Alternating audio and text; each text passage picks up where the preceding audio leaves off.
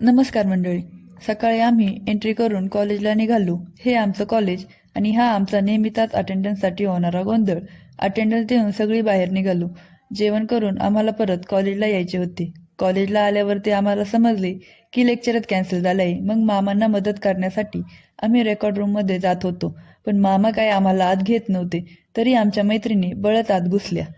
मग पायलताई व प्रेसिडेंट सरांकडून परमिशन घेऊन आले. तो आनंद चेहऱ्यावर दाखवत आम्ही परत एकदा रेकॉर्ड रूममध्ये घुसलो. मग नंतर काय, ज्याला जे भेटेल त्याचे ते बॅगमध्ये भरण्याचे काम चालू होते. मग मामांना वाईट वाटू नये म्हणून मामांना दाखवण्यापुरते आमचे रद्दी भरायचे काम चालू होते. पण गोंधळ काही केल्या थांबत नव्हता. मग मामांनी आम्हाला बाहेर काढले. हे पाहून पायलताईंना खूप वाईट वाटले.